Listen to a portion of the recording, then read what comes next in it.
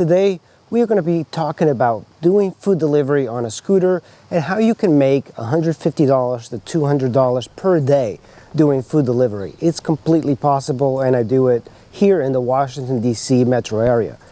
This is my setup. I have used other bikes before, motorcycles, scooters, and this segment of bike is the best for it. So let's look around. I'm going to show you the setup, and then I'm going to give you some tips how to make decent money while doing food delivery on a scooter. So the first thing you're going to need is obviously a bike. It could be any bike. It could be anything that you have. The one thing I'm going to recommend is that you get a 150. 150s seem to be the best segment for scooters and general riding, even commuting, as long as you don't have a crazy amount of highway riding. These things are just so capable. The bike here is the ADV 150. I just bought this. It's a really great bike, and prior to this I was using the PCX 150, and I have used my CRF 250L Rally. And up a $6 one from GrubHub here at Yums. Hey, how's it going? I'm picking up for PB. I have used my Honda SD 1300. I can make this light. I have even used my Honda Goldwing GL 1100 to do deliveries. Today we are doing deliveries on this bad boy. This is a GL 1100 Honda Goldwing from 1981. And this is the best. And I am going to be talking to you about what makes a really good bike. So why should you get a scooter as opposed to a motorcycle? First of all, it's automatic. An automatic transmission means you have more time and more ability to use your hands to do other things. Part of food delivery is multitasking, so if you have to shift, constantly put things in neutral, it just takes a little bit more time. It could be done, and also at the same time, these things are extremely light.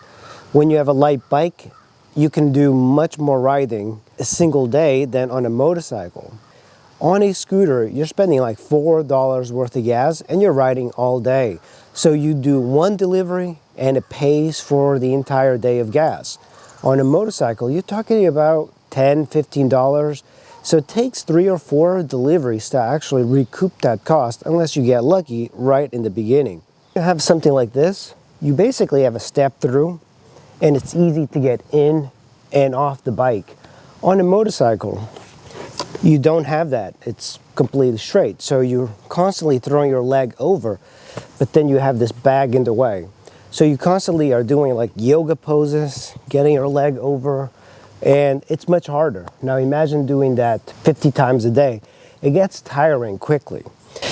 The seating position on a scooter is very neutral. On this particular one, the ADV 150, very easy to ride. And there are more comfortable riding positions. Some people don't like this hump in the middle. And this hump is a little annoying because it's a little higher than the PCX 150, for example. But it's a good compromise because the weight is very low to the ground. And that's another thing. On a motorcycle, you have weight a little bit higher up. And on scooters like this, it's more centralized at the bottom. So every sort of riding condition is much easier on a scooter. When it comes to bags, I will put a link in the description so you can buy this bag. This is the 20 by 20 bag. It's the biggest I could find. And you might be wondering, wow, that's way too big. But it comes in useful if you're trying to make the most out of multi-apping. Sometimes you go into shops and there's 2-3 bags. And if you have a regular size bag, you're not going to be able to fit stuff in there.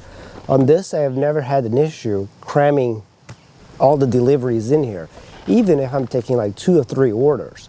So this is a really good thing to have. Always go bigger because you could always get more stuff in here. This is the best thing I could possibly have done. At first, I started on a small one, and there was deliveries that I couldn't do because the deliveries were just too big. This, no issue. A 20-inch, 18-inch pizza will fit in here. This bag will come with a rack, but this is an aftermarket rack. It's a 20 by 20 rack, and I'll put the link in the description for all of these products. So this and this, click the link below or the description below. It keeps everything nice and stable. The rack that comes with the bag, it's a very thin aluminum rack, and it bounces everywhere, and if you have stuff in there, it's not a very good system. This is extremely stable. You're going to need something to put your phone, and this is by MOdular, and this is the best mount I have ever had. This is air suspended. It's got a little air suspension thing. It is incredible. It keeps your phone nice and safe, and it's rock steady. One of the things, if you just get like a regular mount for your phone, the problem is that it's always bouncing. So the internals over time are going to get destroyed. Not so on this by MOdular. The only improvement they could possibly have is by having some sort of USB power running to the mount itself. This one phone mount works. You kind of put it in here and it kind of locks into place. It's pretty stable, but it looks cheap in comparison to the MOdular. This PCX, I equipped it with heated grips, and it's right down here. It's got a maximum and a medium. Heated grips, you can get them on Amazon for about $20. They're very easy to install. It's just the grip itself, and it comes with an on-off switch and a way to regulate the temperature. This is something I didn't know I needed, but this ADV150, that is an amazing feature that all delivery drivers will appreciate. There's no key on this. You just have an on-off switch, and you keep the key fob in your pocket, and that's it. On the PCX and many bikes, you're going to get keys. And this is a problem because if you're doing pickups, deliveries, you want to be efficient. You don't want to be fumbling with a key. So in addition to doing the deliveries, carrying your phone, carrying the food, you also have to carry the key. And it's no big deal, but sometimes I have actually put the food inside the bag and then I had to search for it. I thought I lost it. So I put this big tether, and you can get one of those retractable tethers. So when you remove it, it kind of goes into your waist, into your belt. But I just have this cord, and this way I can kind of remove it easily. But it is much better having the keyless ignition. That's the best way I've ever found on a scooter. Another thing you're going to need is some sort of drink carrier. The problem is with the drink carrier that comes with this, it's unstable. Drinks fall left and right. So this is what you can buy. There's Wilser in California. He also sells a kit for carrying drinks. It's a really great setup. I don't have that. So this, if you cut one part a little bit larger, you can put all sorts of sizes of cups, and because of this, it absorbs a lot of the vibration of a bike. Another thing you're going to need is a helmet. It could be any helmet that you want. I have a high visibility helmet. I wear gear all the time, even in the middle of summer when it's extremely hot. I wear jacket, pants, boots. The helmet is very important for a couple of reasons. So I have a setup here for my GoPro, my action camera. But this, by AS Max, it's a Bluetooth headset. I didn't know I needed this until I tried it. When you try this, it works seamlessly with food delivery. This is the best thing that I could have installed that I didn't know I needed. Once you get this, you become much more productive. And here's the reason why. But this Bluetooth headset comes with speakers. There's speakers inside the helmet. And it works with Bluetooth on your bike. So let's say that you're riding down the road, you're not looking at the screen, you have Uber Eats, DoorDash, GrubHub installed. If you get an offer, you'll hear it. You don't miss offers because you're always hearing that stuff in here. And just by having that, you don't miss anything. And then if you accept, the prompts for direction go directly to your headset. So you're hearing directions directly inside. Really easy to use, and of course this makes it much easier to navigate. I use the phone visually for navigating, but sometimes you're not really paying attention and you get the street names and the left turns and how many miles that you have left right on here. Another important thing is that if a customer calls you, you could answer and talk, because it also comes with a microphone. So you could talk directly to the customer using Bluetooth.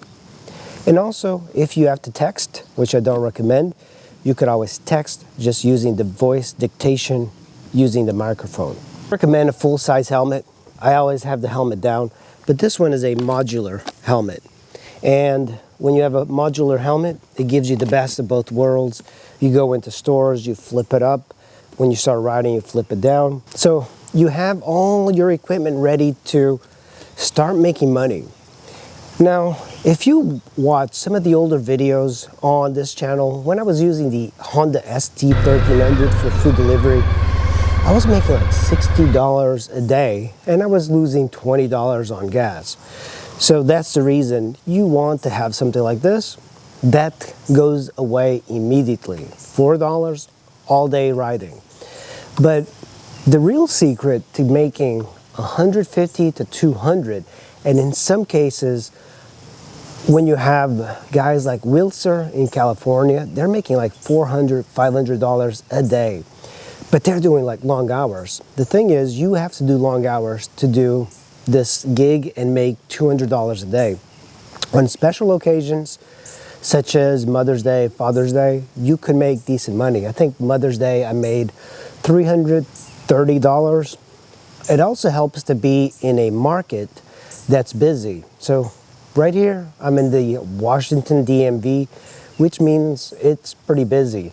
I don't like to go to downtown because it's too clustered with delivery guys, but if you pick a suburb, it's a little bit easier and you keep moving. So I like that much more.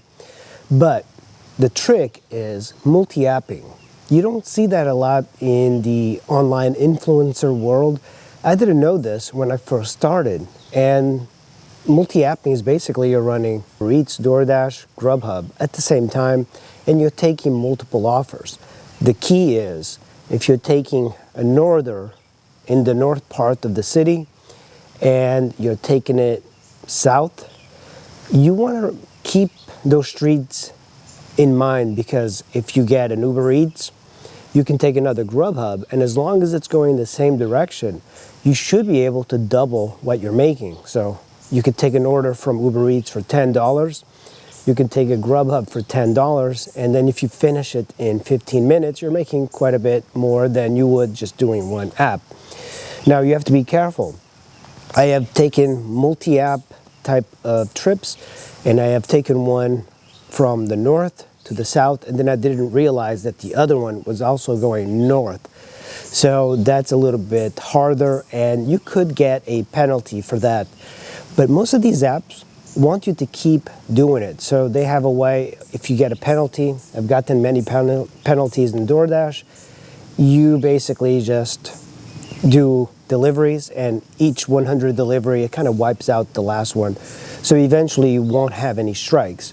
But you just have to be careful, and you have to learn your market. It is completely possible to make $100 per day. And $100 in many markets, that's nothing. So like I said, Wilser in California, they make like $300, $400 a day. Here in this area, I found it very difficult to hit $300 per day, but you can get to $200.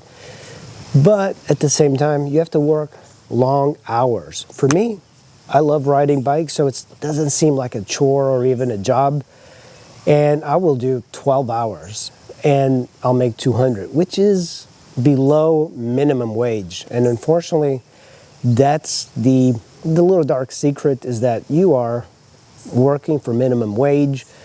You are wasting your own gas, you're wasting your own tires, you have to change your oil. So there's expenses to it.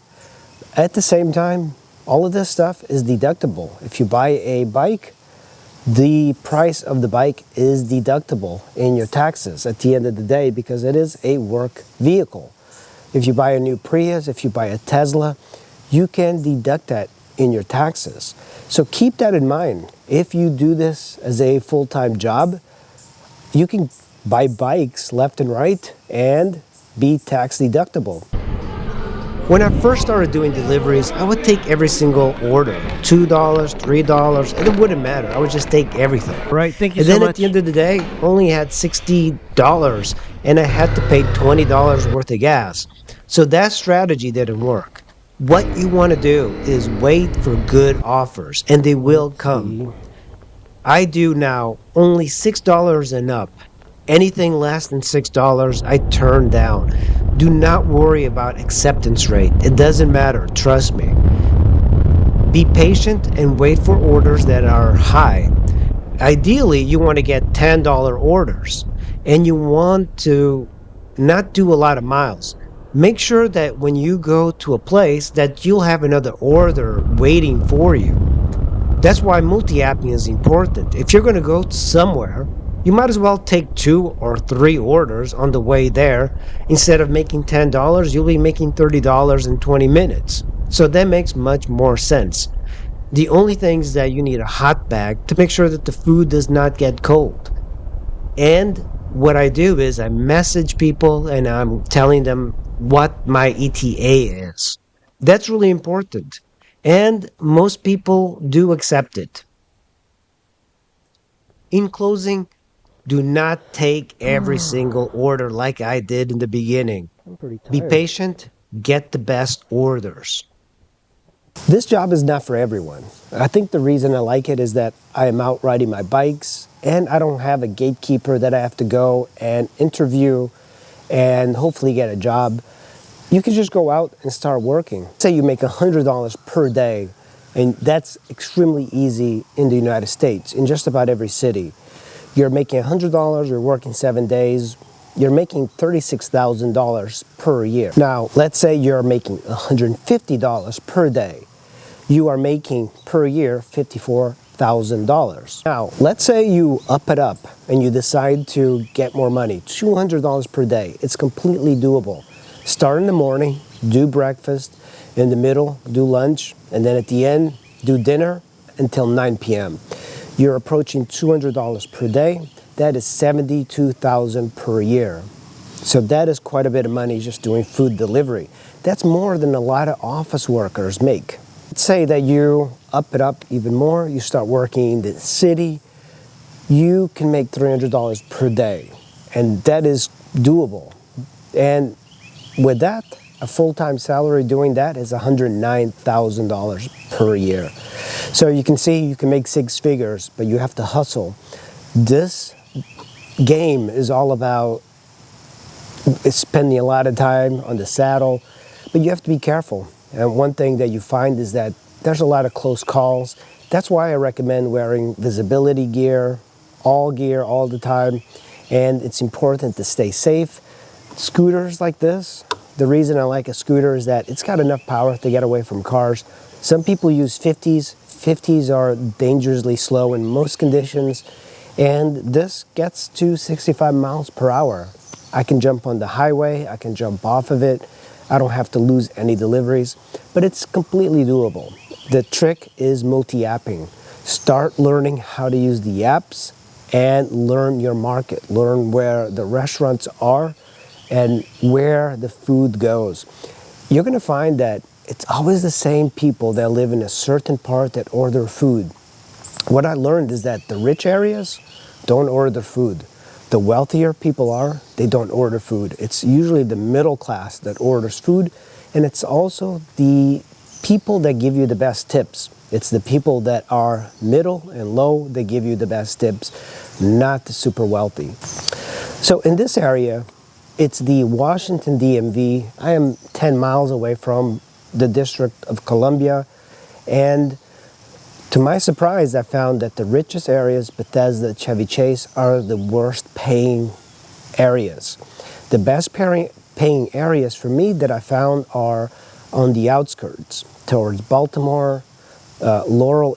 Maryland is really great because there's not that many lights, red lights. Alexandria, Oxon Hill is really good. So keep that in mind. For me, I find this fun, so I go to different cities. I went to Frederick, Maryland the other day, and I loved it. And I might do that more, even though I get paid less.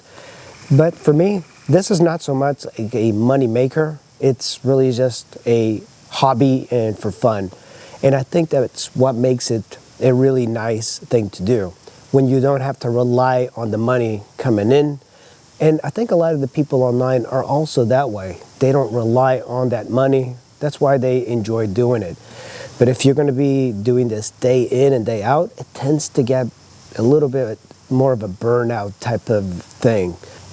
Okay guys, that is my little tips for starting doing food delivery and making decent money on a scooter. I hope you guys enjoyed it. If you did, give me a thumbs up and like, and I'll see you in the next one.